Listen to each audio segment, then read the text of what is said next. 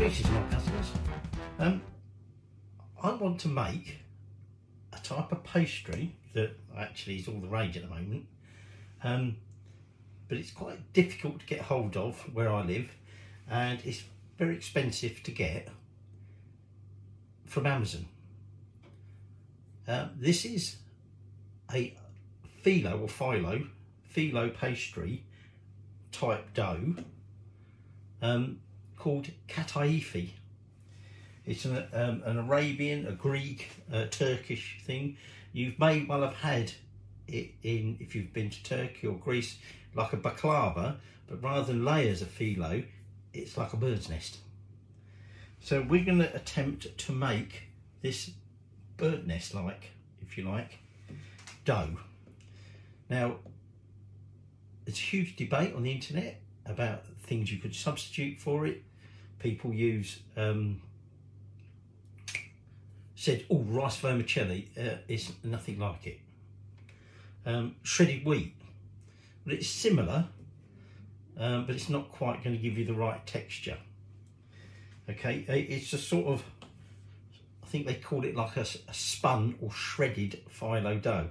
So some people have even gone as far as saying, get your phyllo pastry, roll it up into like a cylinder and slice it off thinly. But we're going to try and make it differently. Okay, so homemade Kataifi. So what I've got in here is plain flour, 200 grams, and I want to add about 1/4 of a teaspoon of salt. Out of the way. And then I've got 150 grams of corn flour or cornstarch, depending on what you want to call it. And I'm just going to mix that together. Now, this wants to be a very smooth dough because we're going to pipe it. And we need to make it very, very fine strands, if you like. So it needs to be not only runny enough, as it were, to be able to pipe it, but equally we don't want any lumps in it because it'll clog up the hole. Now we want some kind of neutral oil. So what I've got here is some rapeseed oil, and I'm going to add a tablespoon of that.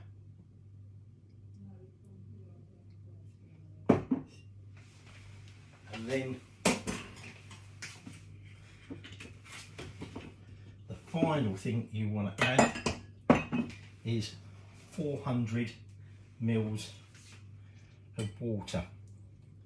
Now we are going to pass this through a sieve, so I'm not too worried about the lumps. So I'm just going to get that all mixed in. Just about there now. Just making sure I get out any of the larger lumps. You could use an electric mixer if you wish to. That's entirely up to you. I just thought it'd probably end up spraying everywhere. Now, we're going to do next. I'll let that go, falls over anyway. I might put that there. Is now we want to strain this through a fine sieve. We're then just going to cover that and leave that for an hour.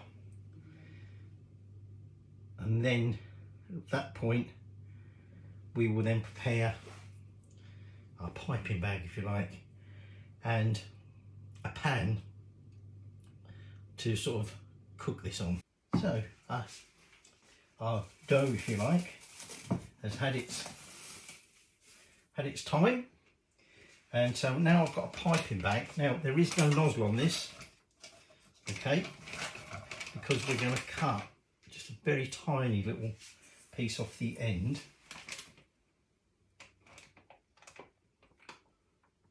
Because we want to make a really thin string, if you like. And given how runny this is, it's gonna, anything too big, it's gonna pour far too quickly. So minute. What I'm going to need next is a pan. Now I'm going to use my little crepe pan. It's going to take longer because obviously it's a small pan, but you want a nice flat pan and you want to get it nice and hot, because what we're going to do is we're going to carefully pipe a string on there, and as soon as it's sort of ready, if you like, as soon as it's cooked, it will start lifting off, and we can then pick it up and transfer it wherever. Okay, now if you're not going to use your Kataifi straight away, you can put it in like a Ziploc bag. This is where I'm just going to take the very tip off, and let's just see. I'm trying not to go too far too quick.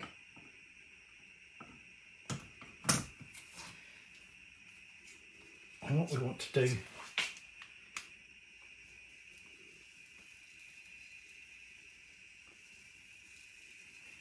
is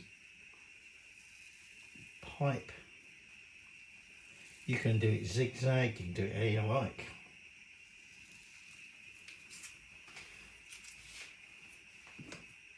But the idea is, once that is done enough, that will lift off. Just bear in mind there is a slight knack to this. You need to go quite fast. My initial attempts, they were too thick. So you need to go quite fast. And another little tip, don't get your bag too close to the pan like I did, because the heat either cooks the dough at the end there or affects the plastic, and therefore it won't flow correctly. But if you can keep it moving nice and quick, it should be alright. Little tip though, if you can buy the bloody stuff, buy it. I've got about 80 grams worth done, and there's all that yet to go.